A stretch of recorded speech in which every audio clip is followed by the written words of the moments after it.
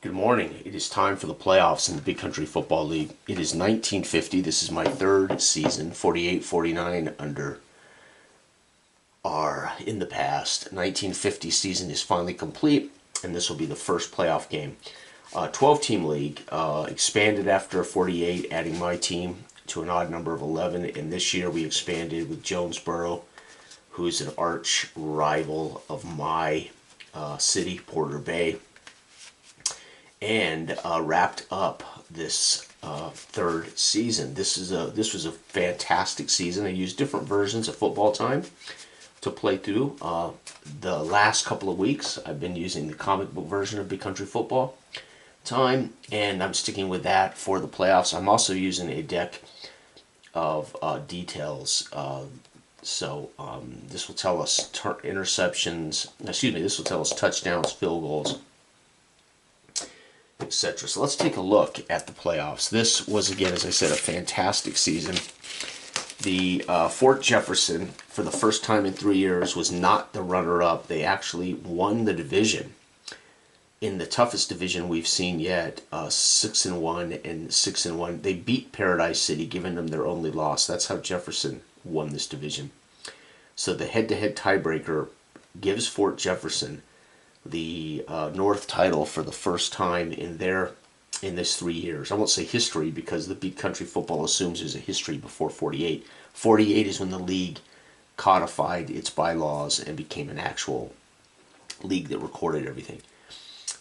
So anyway, Fort Jefferson 6-1. They score 135 points this year. Gave up only 77. They were the number one scoring defense in the league. Paradise City, again, 6-1, runners-up. They scored 200 and gave up 88. Again, Paradise City is rated AA. They're the team I suspected would go undefeated for the first time in our history and win it all, but they have not gone undefeated. Unionville had a good year, 4-3, scored 156, gave up 131. Grand Bay, 3-4, 153 and 133. My team, after winning the championship, we went 9-2-1 last year. This year we collapsed 2-5. We scored the league's worst, 80, and gave up the league's worst, 195. So our team started 2-0 and never won again, and were shut out 3 times in the season. Unbelievable. Porter Bay. So I will be having, as the owner of Porter Bay, I'm going to be doing some house cleaning, as that is just horrendous. Central City, ironically, one of our victories was over Central City, so we ended up getting them in the tiebreaker here. They scored 133, gave up 151. So despite the record, they were competitive. All right, on the flip side, in the South, the league expansion's first year, Jonesboro wins this division has been the weakest division for 3 years. Middletown's dominated it. They went to back-to-back championships but couldn't win it. Jonesboro at 5-2 in an expansion year with Stillwell at quarterback, the league's top quarterback. I can't remember which team they left. I think they left Coaldale, Central City. I can't remember where Stillwell might have been a Central City. Long story short, Stillwell joined Jonesboro. They score 150, give up 97. So they're the creme de la creme in the South. Coaldale's going to make the playoffs for the first time, 4-3. They went 1-4. They had 147 points a game, gave up only 102. Newburgh went 4-3, lost the tiebreaker to Coaldale, 125-143. So they had a great offense, a poor defense. Bayside went 3-4, 87 points for, 137 against. Springfield had a miserable year, 2-5, 111 and 141. And Middletown, who was in back-to-back championship games, their time was bound to run out. Finished 1-6, 96 points for, 176 against. And a bad year for Middletown Stokers. All right, so let's go ahead and look at the matchup here. The first matchup, game 1 of the playoffs. Remember, the number 4 will take on number 1, and number 3 will take on the winner of the other division. That's number 2. And we got 4-3 Coaldale at 6-1 Fort Jefferson. Let's take a look at the data that we have. So Coaldale's number 5 out of 12 on offense, scoring 21 points a game, versus this number 1 defense of Fort Jefferson, which gives up only 11 points per game. So that's a big matchup problem for Coaldale, I think. Coaldale's defense is 4 out of 12. They give up only 14.5 points a game. However, Fort Jefferson is midway through the league. They're sixth. They're right smack in the middle, scoring only 19 points a game. So I think, again, the advantage, a 6-1 Fort Jefferson team with the league's top defense, I think does have the advantage. I would anticipate that Fort Jefferson's going to win this game 24-10, maybe 20-13 or something. So the quarterback for Fort Jefferson, let's put it this way: if he doesn't lead the league in interceptions, Fort Jefferson might have been even more dominant. He had 7 touchdowns, but he threw 9 interceptions. He had 1,505 yards passing. Coaldale's quarterback, a rookie Bellows, didn't turn the ball over until week 6 and had 4 turnovers in the last 2 weeks. He was 7 touchdowns, only 4 turnovers on the year. He finished with 1,535 yards passing. So the rookie Bellows, if he avoids turnovers today, that might be how Coaldale finds a way to win this. But he's going to have to do it against the league's #1 defense. Fort Jefferson's back Colby had 4 touchdowns rushing, 539 yards on the season. And Coaldale's running back Plum had 4 touchdowns, 476 yards rushing. So it's a pretty even matchup as far as rushing. Fort Jefferson's top receiver is Penn. Penn is not one of the best receivers in the league, but he is a starter for Fort Jefferson. 2 touchdowns on the season, only 28 receptions for 472 yards, as opposed to Porter of Coaldale with Bellows, the rookie, throwing in the ball. He had 3 TDs, but he caught 42 passes for 568 yards on the season. So Porter, definitely one of the league's top catchers, maybe not top touchdown makers, but top catchers. The Fort Jefferson Defensive Player of the Year was their cornerback Nyland, who had 5 interceptions. And I'll be honest, it's a lot to make up for against 9 interceptions by your starting quarterback. But the reality is, he was one of the top pickers, and he was their top defensive player. Coaldale's Defensive Player of the Year was defensive end Brooks, had 7 sacks. Guy averaged a sack a game, and he will have to do that today if they're to upset Fort Jefferson in Fort Jefferson. So with that said, let's get the matchups. And we're looking at an F offense of Coaldale versus an A defense. So Coaldale, remember I said I thought they might score 10? They're an F. Fort Jefferson's going to be a C versus that A, I believe, is also an F. So C is going to be the lowest scoring playoff game yet in my career. C versus D. So it's going to be much closer than I thought because of that D. So both these teams have the best defenses in the league, A and A, and that's why they're here. Remember, I talked about my game was designed to represent a different era of football. So defense, having an A defense is huge in the big country football universe, right? All right, so starting. So Coaldale owned, operated, and used to be a player. Duke Georgievich is now just the owner head coach. He's got a rookie quarterback, Bellows. We talked about that. Plum and Greggs at halfback and fullback. Porter, Brody, and Wellington are the top 3 receivers. His place kicker, Belgrade, had a fantastic season, led the league in field goals. That's one of the reasons they're here. And the return man, Benson, has not scored a touchdown this year. One of the top sackmen in the game, Brooks, Lane, Farmer and Lynn are the backers, Fairbanks, rookie DB, and Rothberg. This is not the full rosters. These are the top players. And that is the Coaldale Miners, Fort Jefferson Defenders. And they have finally gotten the division title, and they're finally the top team in the league, tied with Paradise City. Well, they have the head-to-head on Paradise City. Coached by O'Rourke. McGuire's had a good year, but he's got a penchant for throwing interceptions. The first game of the year, they were shut out and lost 3-0. He threw 5 interceptions in game 1. So McGuire can be an absolute disaster. Colby and Anderson were rookies last year. They're both now 2-year men. Colby again with 500 yards rushing, 4 touchdowns this year. Penn, Ambrose, and Ellington are the top receivers. Penn again for the split end is their better receiver, but he's not one of the league's top. We got Carter kicking field goals. He had a pretty good year. Rawlings returning. He did not score a return touchdown. And again, Nyland led them in interceptions with Bonehill, Heath Bonehill and Heath are their chief linebackers, Anderson Welch are their sack men.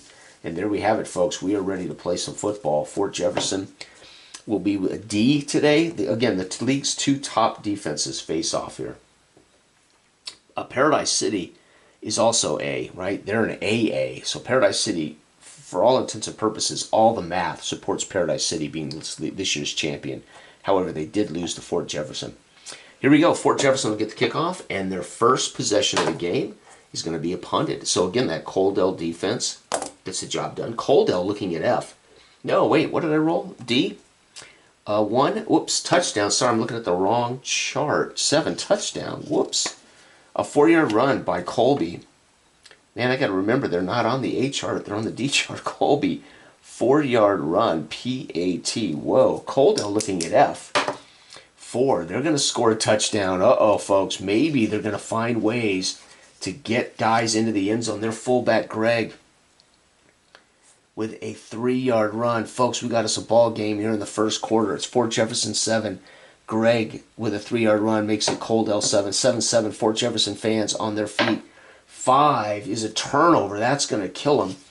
The turnover is, well, let's roll the die. It's not a punt. 3, the turnover is intercepted.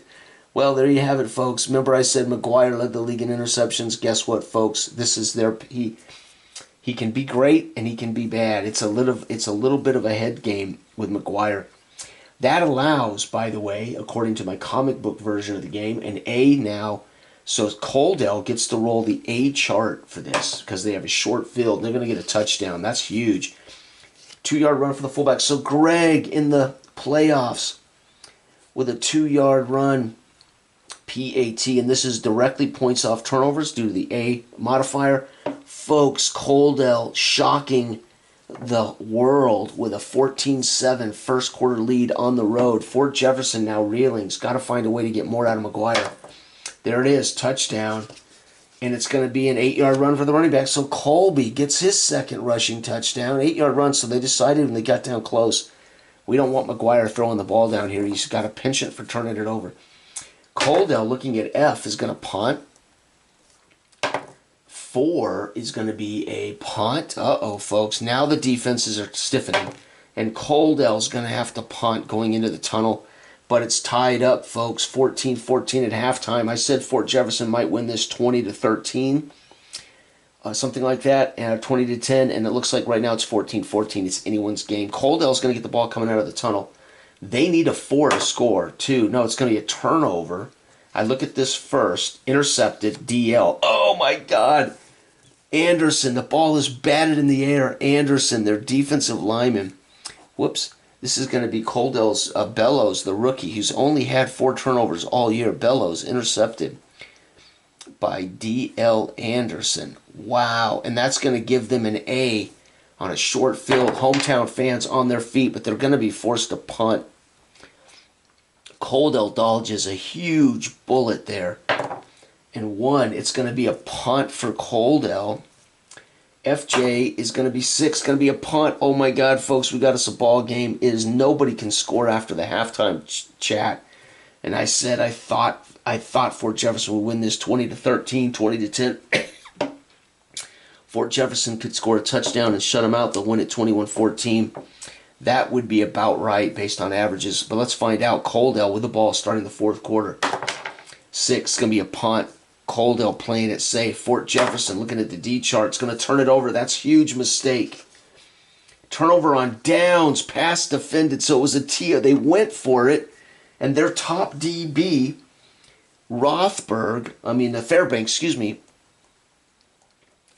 Fairbanks gets a batted pass to make the play. So they threw the ball. They let McGuire throw the ball on a 4th and short, and it was broken up by the rookie Fairbanks. Coaldale's now, because that's a turnover, is looking at the A chart. They need a 4, 5, or 6 to score. 6 going to be a field goal. Coaldale's Belgrade, who led the league in field goals this year, maybe all they need to win. Fort Jefferson now. This is it. Final drive of the game. Fort Jefferson needs 3 to push it into overtime. They need 7 to win, and they drop the damn dice on the floor. Here we go. Fort Jefferson needs 7 to win. Fort Jefferson needs to roll a 1 to win this game, a 2 to tie it. No, it's going to be a turnover. So McGuire, don't know. It says punt. We're not looking at punt. It's going to be picked off. McGuire picked off. That is so fitting, folks. Intercepted by Rothberg. An unbelievable, a huge upset is Coaldale Belgrade, who led the league in field goals, gets the field goal, and McGuire throws 2 second half. McGuire, it was batted away. So McGuire throws a pick in this game. Bellows throws in. I thought we had another McGuire pick. Oh, we did. First quarter. So McGuire, who led the league in interceptions as a quarterback through 2, it's fitting. And on the final drive, trying to win the game on the final moments through a pick. Folks, Coaldale shocks the world, and they're going to go 5-3 with a 17-14 road victory over the best defense in our 3 years. No one has given up only 77 points. Of course, remember, this was a 7-game season. I had been playing 10 and 12 game. This one's a 7-game season. Fort Jefferson's going to stumble. Paradise City, listening on the radio before they go to the field this afternoon to play. Paradise City celebrates because they're the only team that beat Paradise City was Fort Jefferson. Coaldale fans all over the small mining town of Coaldale are on their feet cheering, and they are taking to the streets celebrating. They haven't yet won the championship, but to them this would be like the championship. There it is, folks. Can you believe it? Fort Jefferson is going to be upset. So Coaldale 17, Fort Jefferson 14. Coaldale will advance, and of course, no matter what, they'll be on the road because Paradise City 6-1, Jonesboro is 5-2. So I'd go ahead and write Coaldale in here as the visitor. And then they're going to play the winner of Paradise City at the new expansion team, Jonesboro. Unbelievable. What a brilliant game. And it's just so cool to see. The narrative all year has been McGuire. They find ways to win with defense despite McGuire's sloppy play. But in big games against teams that are every bit as good as you are, you cannot afford those turnovers. Bellows, who had protected the ball all year, did give it up on a batted pass. D.L. Anderson picked it off. The best defense in football, getting an interception against a young rookie who's been pretty smart with the ball. That makes sense as well, narratively. And then, of course, Belgrade, who led the league in field goals, ends up getting a fourth-quarter field goal that gave them the lead, forcing McGuire's hand. He throws a pick, and there it is, folks. And I love how you can see over the course of your season, if you track the players and you track that narrative, you can see it all play out beautifully. It's just so, without, obviously, and you roll dice to find out, but it's just so fun to see how those narrative threads bleed through the entire season. It's absolutely fantastic. So, despite McGuire getting his team to the best record in the league, beating Paradise City, the only team to beat Paradise City, McGuire against an A-rated defense, the Coaldale Miners, with nothing to lose, pick him off twice. Early, which hurt him, and then late. And of course, let's not undermine Greg, who had 2 rushing touchdowns in the first quarter against this defense for Coaldale, gave him 14 points. They then struggled the rest of the game, got a late field goal, and then a shutout in the second half as the Coaldale defense made adjustments at halftime and just shut down Fort Jefferson. Thanks for watching. Good day.